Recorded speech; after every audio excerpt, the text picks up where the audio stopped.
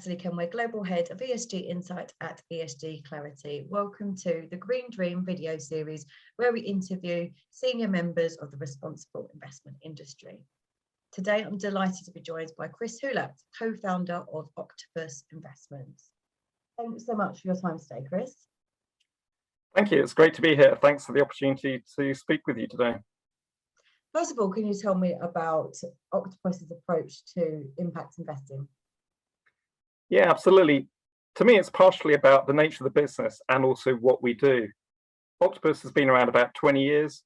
Over the last couple of years, we've become a B Corp, and this really is putting into place something which substantiates what I think we've always been as an organization, which is very much a values-driven type of company. So that to me has always been the kind of bedrock of who we are, what we stand for, how we go about doing things. On top of that, it's also about what we invest into. For example, of the £11 billion we've managed, about £3 billion of that is invested into renewable energy. This is a sector that we've built up into over the past decade, starting out from an early presence in 2010, 2011 in UK solar. That's expanded into not just solar in the UK, but wind, and also now in about 7 or 8 other countries around Europe. Also over the last few years, expanding into Australia. We're very proud that our team now on the ground there is about 25 people in Melbourne. They've recently finished building what is the largest solar farm in that country. So you can start to see the sort of impact that you can have in helping countries like the UK over the last decade, like Australia going forwards, migrate away from coal, something which I think is probably one of the biggest challenges facing the world and such a big opportunity for investors. So really pleased to be playing a big part in trying to do that. But elsewhere around the group, other than renewables, we're very active on the venture capital side in helping to back entrepreneurs, particularly those looking at things like solutions for climate change and new types of technologies. And also within real estate, we do several things in that division, but one area we're particularly proud of is our care home team. Manages about £1 billion invested in 70 or so brand new purpose-built care homes with a landlord. We lease them to operators, and really pleased that that fund has been designated as an impact fund because of what it does and the nature of the real estate. So to us at Octopus, impact is absolutely core to our DNA. Fantastic. Can you explain how investors can play a part in accelerating the shift towards sustainable energy and that delivery of green infrastructure? Yeah, absolutely. I think until fairly recently, we've seen a situation where many investors were particularly focused on investing into operational renewable assets. And I think in the early days of the journey towards renewables, that was absolutely fine. But what we're now going to need to see is much greater appetite on the part of investors to also be active in funding the construction of new sites. That's what's really going to turbocharge the growth of the renewables sector and help to provide some of the many billions of dollars that are going to be needed in this sector in the years to come. I think it's also going to be about expanding into other types of technologies, the more nascent areas, offshore floating wind, for example, batteries, green hydrogen, EV leasing. These are the sort of areas where investors' attention is also going to be needed. These are going to be big parts of the overall solution. I think moving into different countries too, we can't just restrict investment to Western Europe, North America, really developed economies. I think investors are going to need to start to show more appetite to put capital to work in other countries. You take, say, the UK. Well, over the last 10 years, we've migrated away from using coal in a way that's been very, very powerful. If you go back to, say, the 1960s, 70s, hundreds of thousands of people in the UK worked in coal mines. My own father-in-law was a coal miner himself.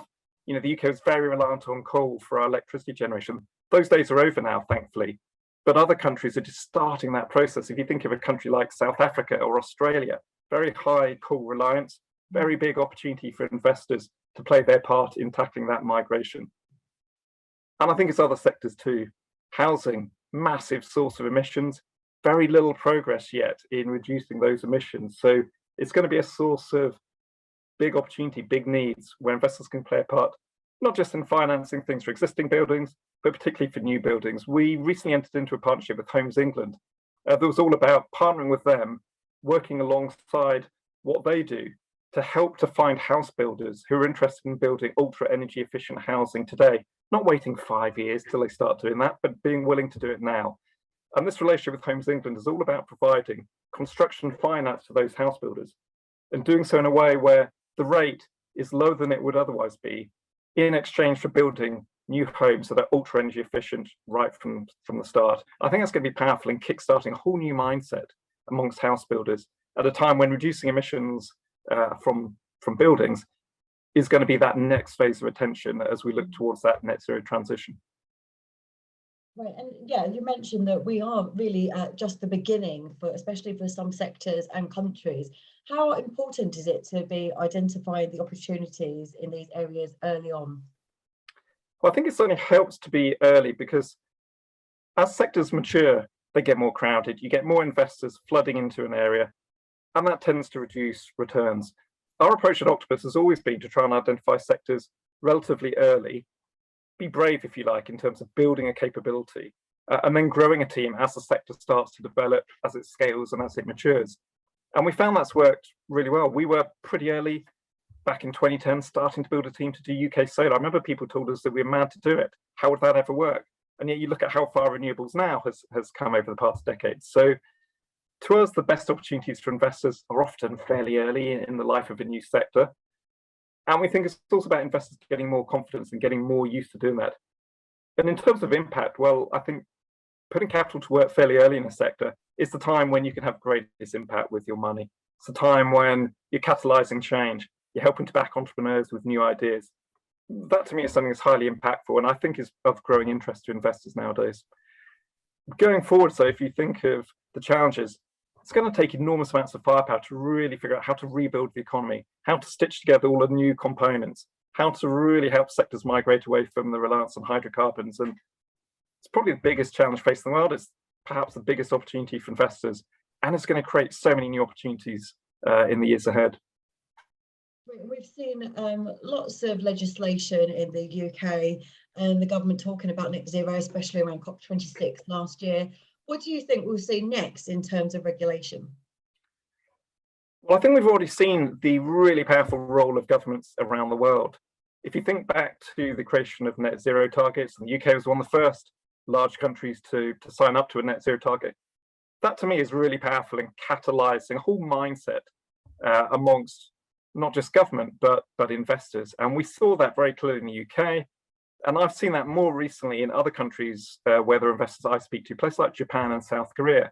Those countries have adopted net zero targets over the past year or two.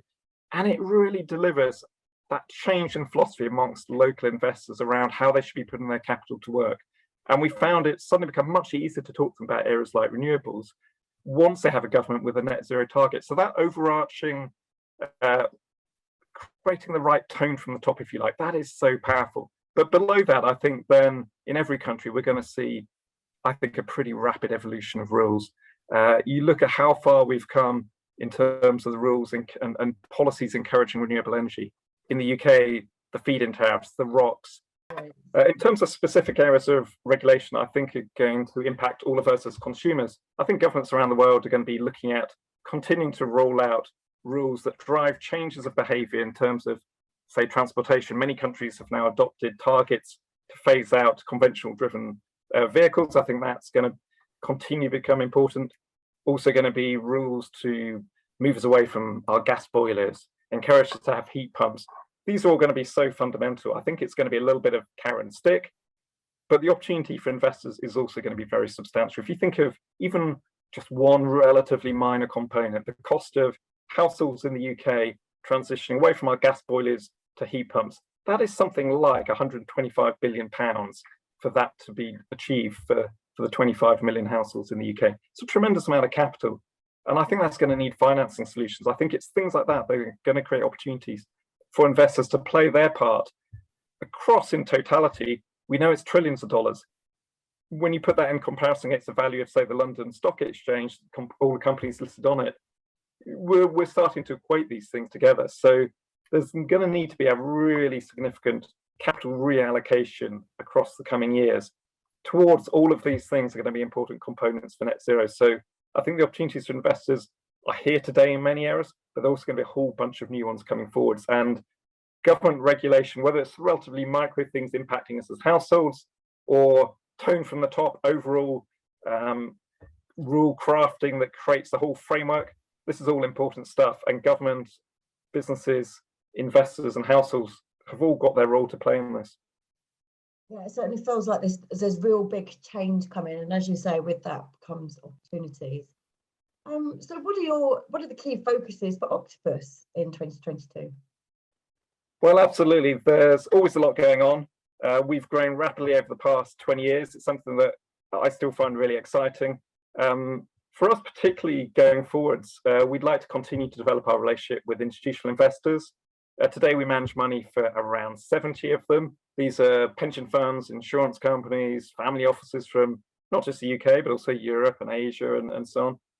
I spend a lot of my time, certainly in kind of pre-COVID days, and I'm hoping to get back on a plane again soon and start spending more time, not just meeting our clients domestically, but also seeing them, the people that we know further afield in Japan and Korea and Australia again, and spending time on the road. It's really important to me to spend time understanding what people are looking for. How can we help provide the solutions? How are organizations that have signed up to net zero targets going to make that transition? What are the things that Octopus can do to help institutions achieve their aims and goals on that front? So that's really important to me. We also have big ambitions in areas like venture capital. We have built a team over the past 15 years or so that's got about £2 billion invested. We've backed hundreds of entrepreneurs, helping them to grow their businesses and fulfill their dreams. And I think there's still a big opportunity for pension funds to do more in this space. Most pension funds have very little exposure to venture capital. I'd love them to start putting more money to work.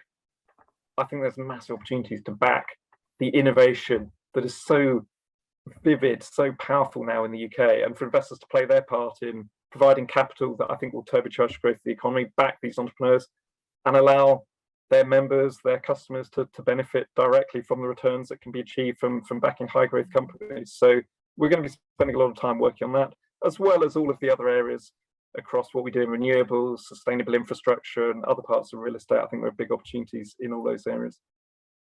I look forward to seeing how that all pans out. Okay, we always end the Green Room on this question. What is your favourite sustainable drink? Yeah, well, I guess if I was to ask my kids, they'll probably say Innocent smoothies. They drink gallons of the stuff, and Innocent is a B Corp, a bit like Octopus. It's a great business, really values-driven business, and so one that I've certainly always admired personally, and one that I think has been the inspiration for many entrepreneurs, particularly in the consumer goods space. But in terms of a drink for myself, I guess I'd say perhaps gin. Last year, I was a judge on an entrepreneur competition where one of the winners was a business called Cooper King, and this is a great little business in Yorkshire that has developed its own range of gin. And the thing that they do that is particularly special is this isn't just net zero gin. They have created something that is that has negative emissions. It's gone beyond net zero. And so it's a really special approach they're taking to sustainability. I think they've got a great product and this great story about what they do, how they do it, why they're doing it, and the kind of values that underpin the business. And I think that is the sort of thing that for many entrepreneurs is going to be such a powerful part going forwards, is how you do things as well as the product you make. And so to me, they've come up with a great product and a great story underpinning it. Sounds fascinating. I'll definitely need to look into them. Well, thank you very much for your time, Chris. Great chatting with you today. No, absolute pleasure. Thank you very much. Really enjoyed it. Thank you.